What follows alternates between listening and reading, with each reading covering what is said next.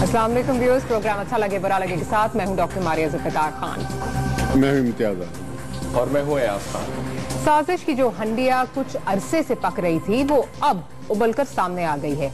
General retired Parvez Musharraf पहुंचे, chargesheet ली और इंसानी हमदर्दी की बुनियाद पर अपनी वालदा की इयादत के लिए मुल्क से बाहर जाने की दरख्वास्त डाल दी। अदालत ने बाहर जाने की दरख्वास्त पर हाथ खड़े कर दिए। हुकूमत खुश के जान छुटी, लेकिन अदालत ने वापस गेंद हुकूमत की कोर्ट में फेंक दी।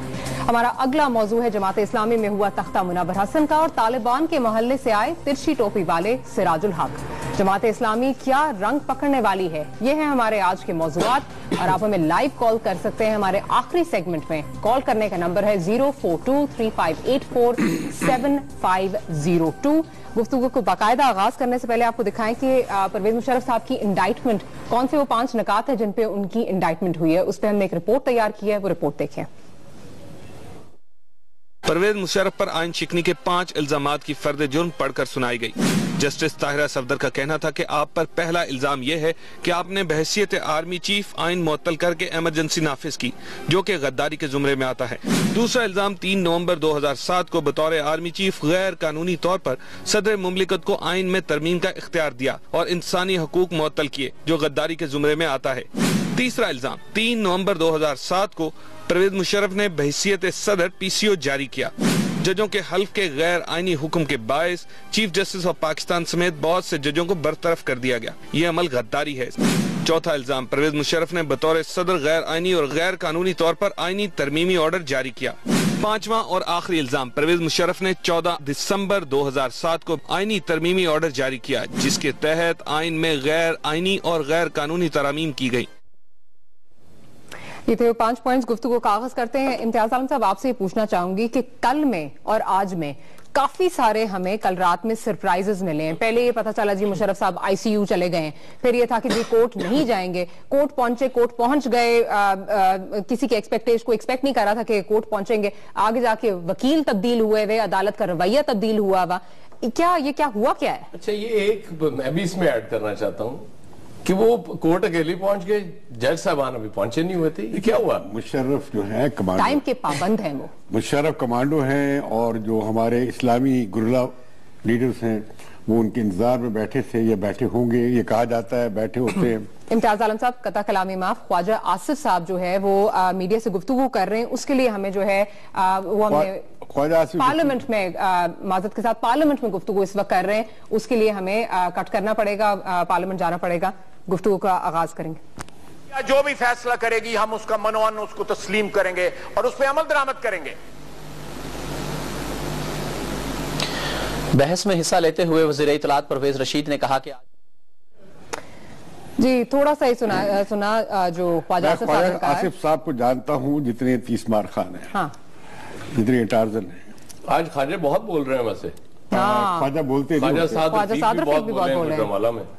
वो ये है कि एक कोई बातचीत हुई और कोई किसी तरह का अरेंजमेंट हुआ। पहले ये था कि मुशर्रफ पेश नहीं होंगे, क्योंकि अगर पेश हुए तो उन पे फर्द जुर्म लग जाएगा, तो लिहाजा मुशर्रफ पेश नहीं हो रहे थे। और इसमें जो ये जो इदारा है हमारा दिल का, अफवाज पाकिस्तान का, उसने आप देख रहे हैं कितना आखिर तक गए हैं। अभी भी मुशर्रफ जो थे ICU में थे, यानी सख्त निगहदाश्त के, लेकिन अब तो वो कह रहे हैं मुझे घर मुंतकिल कर। सुने, डॉक्टरों ने उनसे दस्तखत लिए कि आप अपनी खुद रिस्क पे जा रहे हैं, आप जिम्मेदार होंगे, कोई इजाजत नहीं दे रहे थे। मुशर्रफ आए, आपने कहा कैसे पहले चले गए? मुशर्रफ ने एक गुरिल्ला है तो उन्होंने कहा कि ताकि टाइमिंग से पहले चला जाओ, बड़ा ठीक किया उन्होंने, ये अच्छी मूव थी। अब जब अदालत में गए हैं तो वहां बड़ा दिलचस्प वाकया हुआ है। अदालत ने तो उन्होंने जो रिलीफ मांगा वो आज सारा दिया है।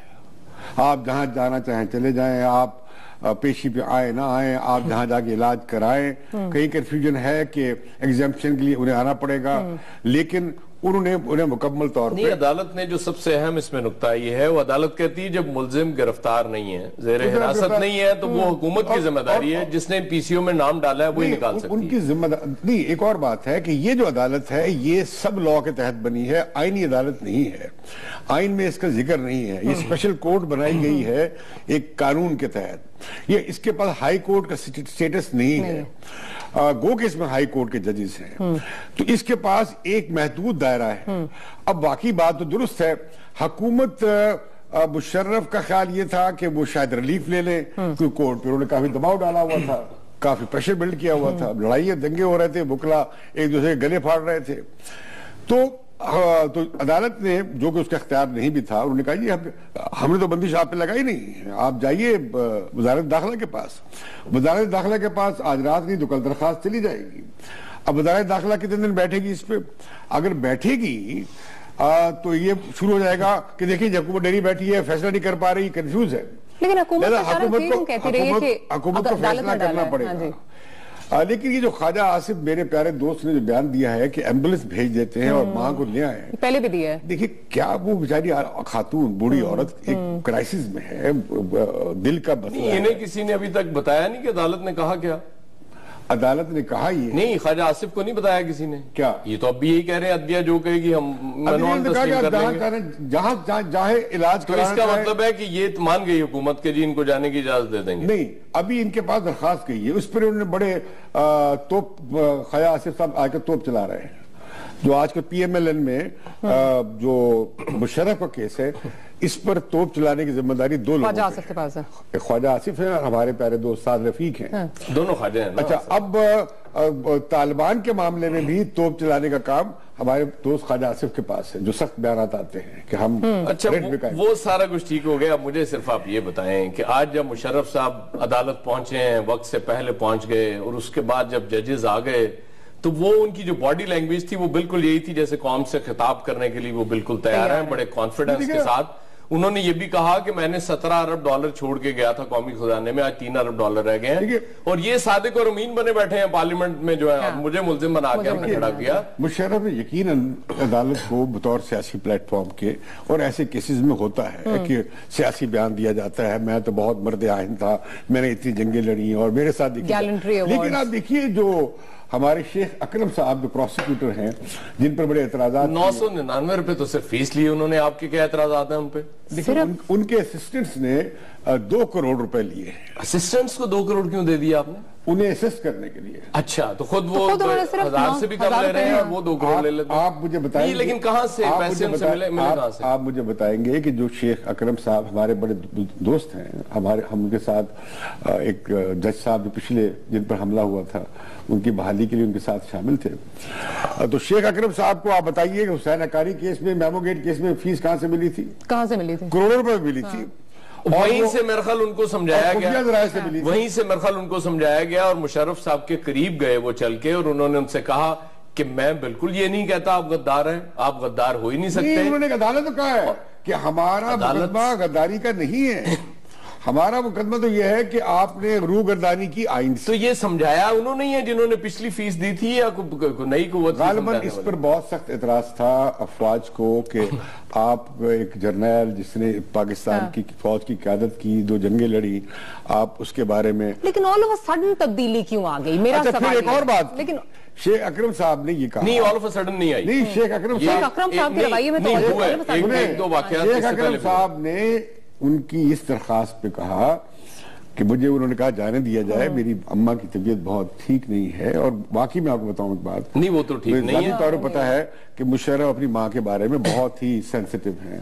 एक बच्चे का किसी ने पेरेंट्स से ज्यादा प्यार होता है, उन्हें ज्यादा प्यार है, तो वो इस पे बड़े नाराज भी हुए मुशर्रफ एक वक्त कुछ सहाफियों के साथ कि मेरी माँ का जिक्र किया गया, ये बहाना बनाएगा, लेकिन अब जेन्युइनली वो बीमार है। उस पर शेख अकरम ने क्या कहा? उसने कहा माँ होती है, हर एक की माँ होती है, मतलब उनका पॉजिटिव एटीट्यूड था। लेकिन आप देखते हैं कि ख्वाजा आसिफ साहब ने बड़ा सख्त बयान दिया है कि आइन में तो उसकी गुंजाइश ही नहीं थी कि ऐसे मुल्ज़िम को बाहर जाने दिया जाए। नहीं, उन्होंने कहा अदलिया जो फैसला करेगी हमें कबूल होगा, अदलिया ने तो फैसला दे दिया। इसलिए कहा कि उन्हें मालूम था कि स्पेशल कोर्ट उन्हें बाहर जाने की इजाजत नहीं देती। अच्छा, मुझे सिर्फ ये बताएं कि ये जो मजबूत जमहूरियत और मजबूत प्राइम मिनिस्टर साहब हैं आपके, क्या ये काफी है कि जी उन पे फर्द जुर्म आयद होगी और बस खत्म, मुशर्रफ साहब यहां से आराम से चले जाएंगे और मुकदमा खत्म हो जाएगा? देखिए, आज दाखिल दफ्तर कर दिया जाएगा। हमने साद रफीक का और ख्वाजा आसिफ के बयान सुने हैं, उन्होंने बड़ा पुरजोर कहा है, और भी कुछ उनके PMLN के लोग टेलीविजन पे बैठे हैं, वो कह रहे हैं कि आखिर हमें कानून की हुक्मरानी कायम करनी है, आखिर इस मुल्क में ही होना चाहिए, आखिर ये सिविलियंस के साथ होता है तो फौजियों के साथ क्यों नहीं होना चाहिए। हम बिल्कुल उनके इस असूली मौकफ की हमायत करते हैं कि जो जिन लोगों ने मुल्क का आइन तोड़ा, आज तोड़ा, कल तोड़ा था, परसों तोड़ा था, माजी, सबको कटहरे में लाना चाहिए। जो लोग सवाल उठाते हैं कि भाई सिर्फ मुशर्रफ क्यों, उसका जवाब आता है कि अमली केस यही है। इसमें PML और पीपल्स पार्टी में एक मायदा हुआ था, भूल गए लोग, चार्टर ऑफ डेमोक्रेसी, उसमें उन्होंने कहा था कि ट्रुथ एंड रिकॉन्सिलिएशन कमिशन आप कायम कर दें। उसमें तो उन्होंने ये भी कहा था कि अब याह्या खान ने, देखिए याह्या खान से दूसरे के लोग नहीं लेंगे, सबसे बड़ी खिलाफवर्जी तो इन्होंने कर दी। याह्या खान से बड़ा मुल्क को बर्बाद और तोड़ने वाला कोई नहीं था। उसकी रिपोर्ट है मुसलमान कमीशन की, उसे बिल्कुल ऑनर के साथ दफन किया गया। ज़िया-उल हक ने इस मुल्क को बर्बाद कर दिया। But what about those people जो साथ शामिल भी थे? वो असलम बेग साहब जब IJI के हवाले से एक फैसला आया एक मुकदमे का, चीफ जस्टिस इफ्तिखार चौधरी साहब जब हुआ करते थे, तो असलम बेग साहब पे 4 दिन तनकीद हुई और उसके बाद बंद हो गई, वो जब कियानी साहब से मिले जाके। अच्छा, अब इसमें ये बात अच्छी नहीं है एक जमहूरी मुमलिकत के नाते। रिपब्लिक में ये नहीं होता, ये तो इसे कहते हैं बोनापार्टिज्म। ये तो बोनापार्टिज्म चल रहा है कि मुशर्रफ पे केस नहीं चल सकता कि वो फौज का जर्नल है, या बेग साहब। अब बेग साहब क्या क्या बातें कर देते हैं, ऐसी बातें कर देते हैं कि उनपे एक नहीं कई केस बनने चाहिए। मैं कहता हूं बनने चाहिए, इसलिए वो तो ये भी कहते हैं कि जी हमारे पास एटमी असला है कि हम क्यों ना बेचे मार्केट में। ऐसी सी बातें मैंने आपके टेलीविजन में सुना उनके इंटरव्यू। नहीं, वो बिल्कुल ठीक है। कुछ हम ब्रेक का तो नहीं, हम ब्रेक पे ही जा रहे हैं। ब्रेक से वापस आते हैं तो मौजू को आगे बढ़ाएंगे। Let's take a short break.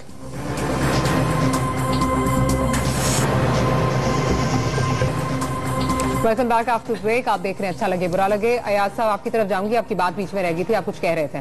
मुझे ये इम्तियाज साहब ने जी भी वो एक नया सिलसिला छेड़ देते हैं, मुझे समझ नहीं आती। शोशा एक नया आ जाता है इनकी तरफ से, कहते हैं जी कि वो अयूब खान का जिक्र कर रहे हैं, याह्या खान का कर रहे हैं, ज़िया-उल हक का कर रहे हैं, गलत कह रहे हैं उनका बिटरा नहीं। ये तो मेरा ख्याल है चाहते नहीं मुशर्रफ के खिलाफ मुकदमा चले, ये मुशर्रफ साहब को आराम से यहाँ से निकाल के बाहर भिजवाना चाह रहे हैं। देखिए, जब आप कहते हैं कि लॉ इज कंसिस्टेंट, मुस्तकिल मिजाज है, हर एक के लिए है, तो आप हर एक पे लगाए। पहली बात, फरूक नसीम साहब हमारे साथ हैं, उन्होंने हमें ज्वाइन कर लिया है। फरूक नसीम साहब आगे। फरूक नसीम साहब, अस्सलाम वालेकुम। जी वालेकुम सलाम, कैसे हैं सर आप? हम आपके बड़े ममनून हैं कि आप हमारे प्रोग्राम में आए हैं, क्योंकि MQ वालों ने हमारे प्रोग्राम का बाइकआउट किया हुआ। अच्छा, क्यों किया है बाइकआउट? वो पता नहीं, शायद हमारा फॉर्मेट पसंद है। ये बताइए कि आप कैसे पहुंच गए आप पैनल पे और दूसरे वकील गायब हो गए? ये तो मेरे क्लाइंट से पूछे, मुझे इसके बारे में पता नहीं। मुझे तो सिर्फ ये कहा कि आपको एंगेज करना चाहते हैं। मैंने कहा मैं पहले केस एग्जामिन करूंगा, अगर केस में जान हुई, मुझे समझ में आई तो आई एम देयर। तो केस मैंने एग्जामिन किया, मैंने देखा कि ये तो बड़ा स्ट्रांग केस है और बड़ी ज्यादती हो रही है। आपसे रब्ता कब किया इन्होंने इस केस के लिए? आई थिंक रब्ता था कोई सैटरडे संडे। अच्छा, सैटरडे संडे, बड़ी जल्दी आपने केस स्टडी कर लिया, वेरी गुड। ये बताइएगा कि आपके जाते ही क्या जादू फूंक दिया आपने कि अकरम शेख साहब की टोन ही चेंज हो गई?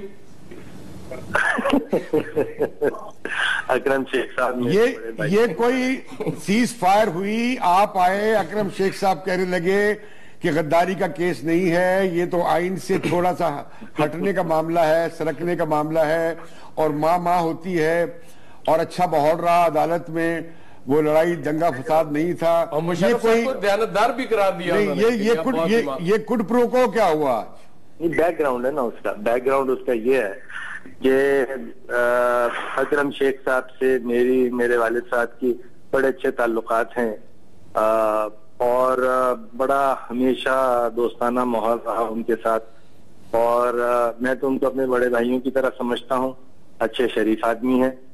और तो आपका इंतखाब इसलिए हुआ कि आप उनके छोटे भाइयों की तरह हैं। अब ये तो मुझे, मेरा ख्याल मेरे क्लाइंट भी हैरान हो गए थे ये देख के कि मैं उनसे जाते ही गले मिल रहा हूँ, प्यार मोहब्बत की हमारी बातें हो रही हैं। तो आई थिंक मेरे क्लाइंट को भी ये बात पता नहीं थी। आपको आज कामयाबी में खुशी है? आपकी ज्यादातर बातें तो मानी गई, सब बातें मानी गई हैं। वो तो है, थैंक यू वेरी मच। लेकिन गुजारिश ये है कि मीडिया ने हमारे साथ कुछ इंसाफ नहीं किया। और मैं थोड़ा मुझे मौका दे। जी जी जरूर बताइए, मीडिया ने क्या कर दिया? हुआ ये कि मीडिया ने एक ब्रेकिंग न्यूज चलाई कोई 5:01 पे सरकारी टीवी ने, और उसको ब्लाइंडली तमाम चैनल्स ने ब्रेकिंग न्यूज दे दी कि मेरी तमाम एप्लीकेशंस डिसमिस हो गई। और उन्होंने कहा कि मैंने कोई 2 एप्लीकेशंस आज फाइल की थी और दोनों डिसमिस हो गई। मैंने कहा या अल्लाह की जात, मैंने तो कोई एप्लीकेशन फाइल नहीं की, मैंने तो ओरल थोड़ी बहुत बातें की हैं, ओरल क्लैरिफिकेशन मांगे हैं। और मैं यही सोचा था ठीक है अब डिसमिस हो गई, मे बी एप्लीकेशन तो मैंने नहीं दी। लेकिन जब मैंने ऑर्डर पढ़ा तो उस ऑर्डर में तो एक बात भी डिसमिसल की नहीं है। जी आप देख चुके नहीं लिखा, बल्कि वो तमाम देखिए उस ऑर्डर में क्या है। उस ऑर्डर में ये है कि मुशर्रफ साहब को हम कस्टडी में नहीं ले रहे, ना लिया ना ले रहे। आप फरक साहब, हम ये नसीम साहब हम ये पढ़ चुके हैं, हम सब जानते हैं, हम कह भी चुके हैं। आप ये बताइए हमें कि अब आप जाएंगे, क्या आप जाएंगे, आप इंटीरियर मिनिस्ट्री जाएंगे एग्जिट कंट्रोल लिस्ट से नाम निकलवाने के लिए? इंटीरियर मिनिस्ट्री को ऑलरेडी जनरल परवेज साहब ने एक अर्जी दे दी है। अच्छा। और इस फैसले में ऑब्जर्वेशन है बाकायदा जी कि उसको रिफ्यूज नहीं किया जा सकता। वो कैसे? ऑर्डर देखा है आपने? मैं आपको पढ़ूं आपको? ये अहम बात है आपकी, बहुत आपकी। I am so grateful. ये है जनाब पैराग्राफ 8 ऑर्डर का, पेज 4 पे। The court has not passed an order to place the name of the accused on exit control list. Therefore, the federal government cannot refuse to review its decision merely because of the pendency of this case. अब इससे क्या मतलब, French में तो नहीं लिखा जाएगा? नहीं फरूक नसीम साहब, इसमें कहा यह जाता है कि इस्लामाबाद हाई कोर्ट और सुप्रीम कोर्ट ने ये ऑर्डर दे रखा है कि इनका नाम ईसीएल में डाला जाए। उस हवाले से तो ये आप समझते हैं कि इस अदालत का फैसला उस पर भी असरअंदाज होगा? I am so grateful Ayaz साहब, बहुत उम्दा बात आपने की, बहुत उम्दा बात की, और इससे बहुत सी चीजें क्लैरिफाई हो जाएंगी। ये बात दुरुस्त है, एक इंटरिम ऑर्डर पास हुआ था अप्रैल में सुप्रीम कोर्ट में, जिसमें उन्होंने ये कहा था कि ईसीएल में नाम डाला जाए।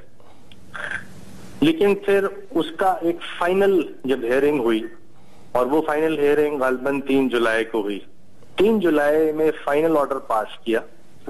और फाइनल ऑर्डर में जो आखिरी 3-4 लाइंस हैं उसमें ये लिखा गया कि this petition is disposed of in terms of the above directions.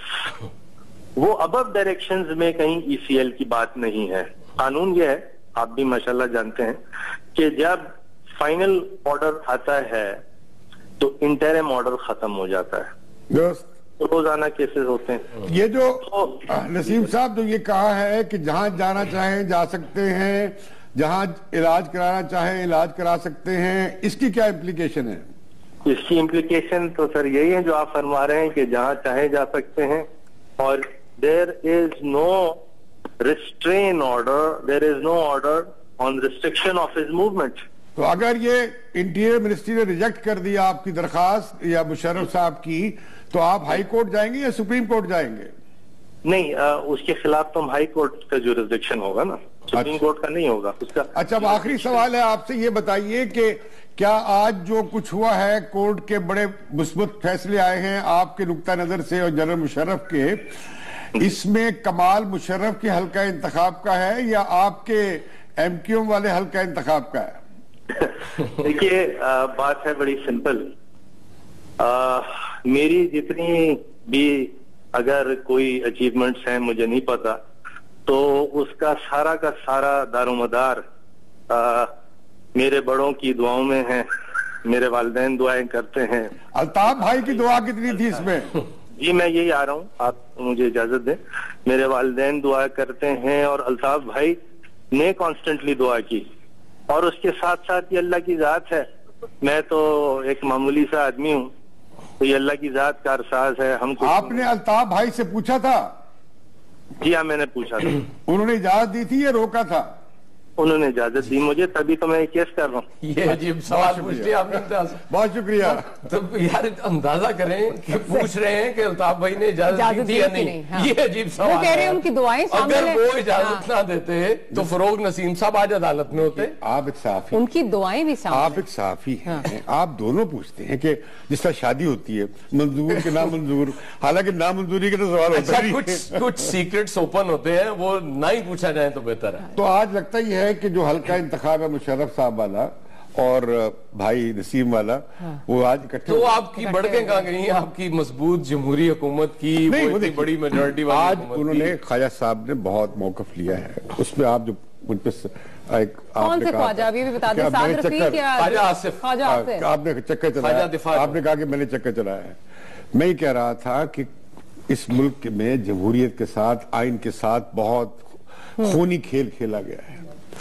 मशरकी Pakistan में लोग 30 लाख तक कहते हैं, को 5 लाख कहता है, लेकिन लाखों लोग वहां पे मारे गए मजलूम, और बहुत जुल्म हुआ। याह्या खान रिपोर्ट मौजूद है, कुछ नहीं हुआ। ज़िया-उल हक से सबसे बदतरीन स्याहरात थी पाकिस्तान में, हर चीज ज़िया-उल हक ने उसका बेड़ा गर्क कर दिया, आइन तक का। अब तक ज़िया-उल हक आइन में बैठा है। मुशर्रफ जो है वो उसने आइन तोड़ा 1999 में, बहुत ज्यादती की, वजीर आजम को पकड़ा, उसे हथकड़ी लगाई, बहुत जुल्म किया, काबिल मजम्मत है, नाकाबिल माफी है। वो हमारे जैसे इफ्तिखार चौधरी उसे कंसीड कर देते हैं, अब पार्लियामेंट भी उसे इंडोर्स कर देती है, सब लोग शामिल हो जाते हैं। उसके बाद मुशर्रफ फिर ये इमरजेंसी लगा देते हैं 2007 में। बात सिंपल। अच्छा, उसमें उनके साथ कौन कौन शामिल है?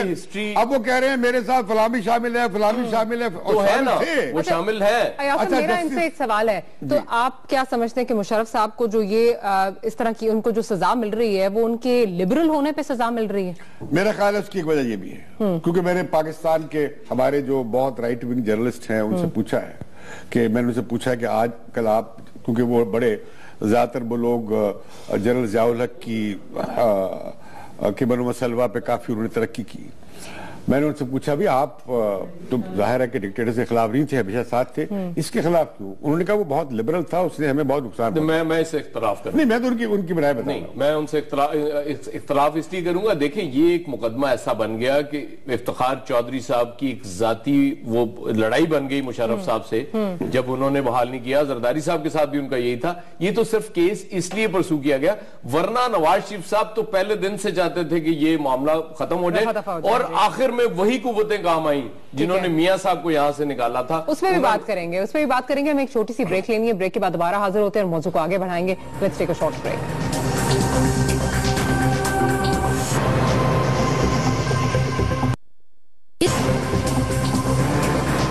Welcome back after the break. आप देख रहे हैं अच्छा लगे बुरा लगे।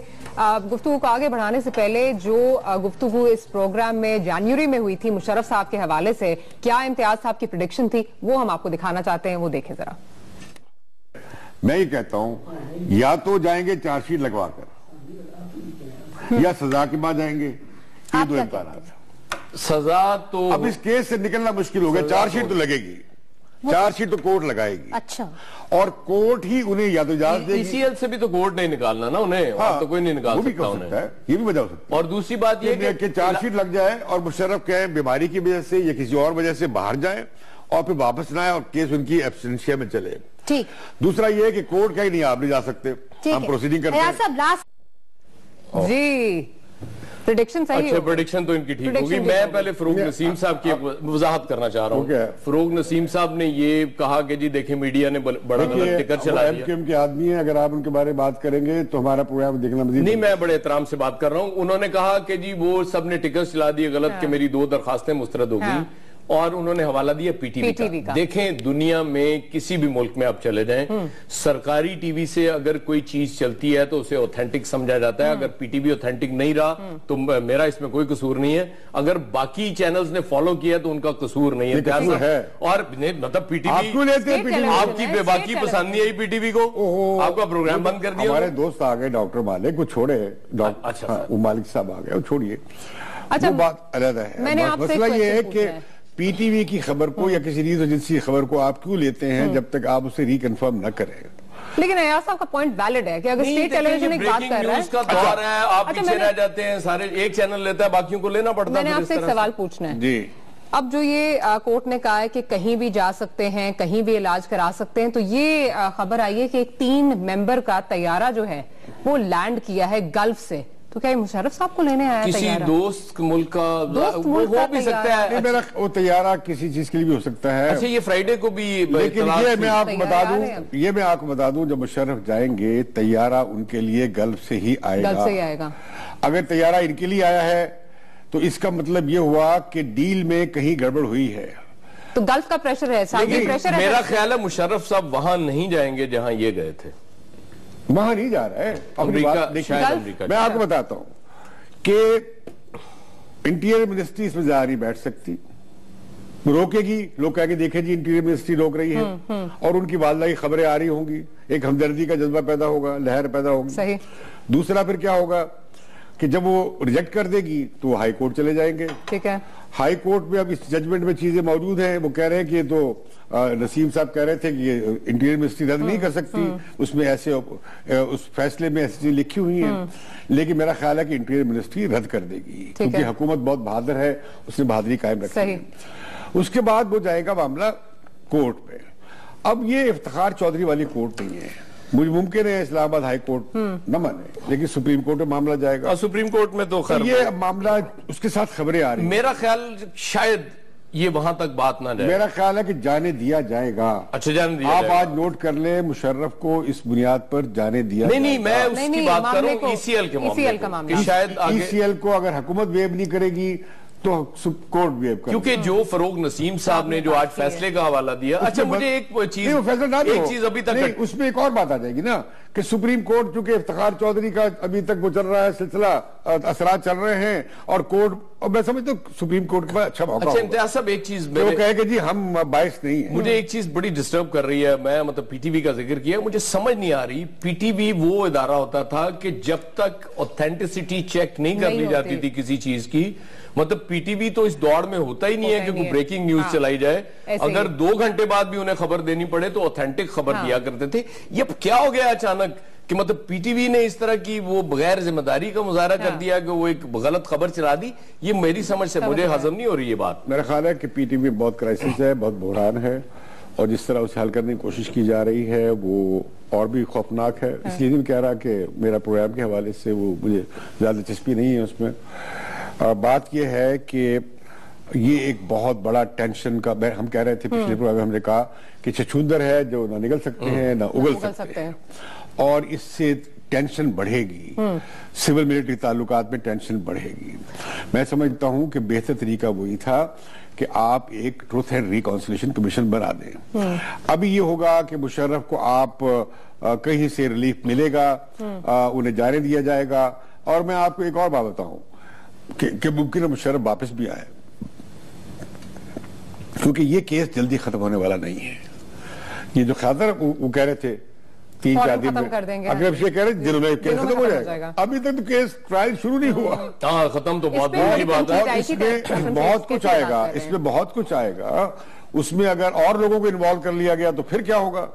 कोर्ट ने कहा हाँ ये लोग शामिल थे और आइन में तरमीम है मौजूद। अच्छा, एक कंस्पिरेसी थ्योरी तो जरा सॉल्व करें ना कि एकदम से ये प्रेशर कहां से आया? सऊदी प्रेशर है, फौज का प्रेशर है, $1.5 बिलियन का प्रेशर है, क्या प्रेशर है? एक चीज इसमें मैं और ऐड कर दूं कि कोई ऐसा नहीं लगता आपको कि जैसे वुकला की टीम भी चेंज की गई, एक ऐसे वकील को लाया गया जो खुद कह रहे हैं कि अकरम शेख मेरे बड़े भाइयों की तरह है, और मैं उनसे जाके गले मिला तो मेरे मौकल भी हैरान रह गए। तो कुछ इस तरह से कोई ऐसी डील तो नहीं है कि जी इन वकीलों की मौजूदगी में तो शायद अकरम शेख साहब वो बात ना करते जो आज उन्होंने कर दी। कल रात तक तो मुशर्रफ का आने का इरादा नहीं था, आईसीयू चले गए थे।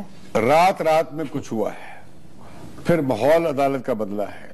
अदालत ने फैसले वही दिए हैं जो उनका वकील जो कह रहे थे नसीम साहब, वो जो उन्होंने सदा की थी वो मान ली। ये रात का कोर्ट का इख्तियार ये नहीं था। साहब का बड़ा गहरा ताल्लुक है। आपको पता है कि जब वो आए थे तो पीटीवी का पहली बार खबरनामा भी उस रात नहीं हुआ था। देखिए मुझे अब आप दूर की कौड़ियां लाते हैं, आप जो बहुत बड़े साफी हैं, जय्यद हैं, जितना जय्यद साफी हो दूर की नहीं, आपसे मैं बहुत कम हूं। लेकिन इसमें आप देखिए कि इसमें मियां नवाज शरीफ जो है ना, हुकूमत जैसी भी रह रही हो, वो शहरी बाबू हैं, वो कोई रजवाड़े नहीं है, वो कोई कबायली सरदार नहीं है। और मुशर्रफ ने उन्हें कत्ल नहीं किया था, फांसी नहीं दी थी, उन्होंने बज़्यादती की थी। यहाँ तो जुल्फ़िकार भुट्टो को फांसी भी दी गई थी, जो वज़ीर आज़म, बहुत पॉपुलर वज़ीर आज़म थे। तो मैं समझता हूं कि और फिर मुशर्रफ ने, आप देखिए कि जो ये एनआरओ पे बड़ी बहस होती है, रिकॉन्सिलिएशन ऑर्डिनेंस पे, मुशर्रफ ने, वो वाहिद मिलिट्री डिक्टेटर था। और मैं मिलिट्री डिक्टेटर्स को, मैंने 8 साल जेलों में गुजारे हैं मुख्तलिफ मिलिट्री डिक्टेटर्स की, कभी किसी से समझौता नहीं किया। मुशर्रफ ने एक खिड़की खोली डेमोक्रेटिक रिवाइवल की, एक ट्रांजिशन की। वो माहिदा टूट गया जिस दिन बेनजीर वापस आई, वो माहिदा टूट गया जिस दिन नवाज शरीफ वापस आ गए, वो माहिदा टूट गया जिस दिन बेनजीर को कत्ल करवा दिया गया, और करवाया गया, उसमें बहुत लोग शामिल थे और मुशर्रफ पे भी इल्जाम है। अच्छा, लेकिन ट्रांजिशन हो गई। और मैं समझता हूं कि तारीख के फुट नोट में जरूर लिखा जाएगा कि मुशर्रफ ने ट्रांजिशन के लिए एक खिड़की खोली, जो पहले डिक्टेटर्स ने नहीं की। ज़ियाउल हक मारा गया, यानी कि हम उन्हें अच्छा डिक्टेटर कह सकते हैं, लिबरल डिक्टेटर। अगर उन्हें बुरा लगता है तो वो आपको हिमायत इसीलिए कर रहे हैं ना। अच्छा, हमें अब कथा कलामी माफ, एक ब्रेक लेनी है। ब्रेक के बाद हम दोबारा जो है हाजिर होंगे। उस वक्त आप हमें कॉल भी कर सकते हैं। 0423584750 is the number. Let's take a short break.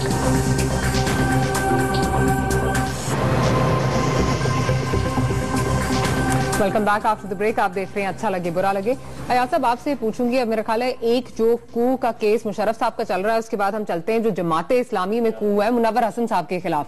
ये मतलब ट्रेडिशन कोई ब्रेक की है इन्होंने, कभी इस तरह हुआ नहीं है कि जमाते इस्लामी में इस तरह का ट्रेडिशन तो ये ब्रेक हुई कि दूसरी दफा अमीर उन्होंने मुंतखब नहीं किया। लेकिन इसका जो मेन रीजन है ना, जमाते इस्लामी का एक तरीका है, वहां अगर आप जाके ये कहें कि मैं अमीर बनना चाहता हूं तो आप सिरे से मुस्तरद कर दिए जाते हैं, आपका नाम ही नहीं डालती वो कमेटी जिन 3 अरकान के दरमियान। जमहूरी हक यहाँ खत्म हो गया। अगर आपका नहीं बनना तो डाल देते हैं। तो वो तो मुनव्वर हसन साहब ने खुद उनसे दरखास्त की कि जी मेरी सेहत इजाजत नहीं देती, मेरी एज ज्यादा होगी। जब ये हल्फ उठा रहे थे, इन्होंने कहा कि काजी हुसैन अहमद साहब को आपने इस एज में रुख्सत दे दी थी और मुझे आप आज हल्फ उठवा रहे हैं। तो वो एक फैक्टर था मेरे ख्याल में। क्या विड्रॉ ना कर लेते? दूसरा नहीं, विड्रॉ कर नहीं सकते वो, उन्हें पता ही नहीं होता कि मेरा नाम है उसमें। अच्छा, ये भी नहीं होता। काजी साहब ने विड्रॉ किया था सर, वो उनकी मान ली गई काजी साहब की बात, असल बात और है।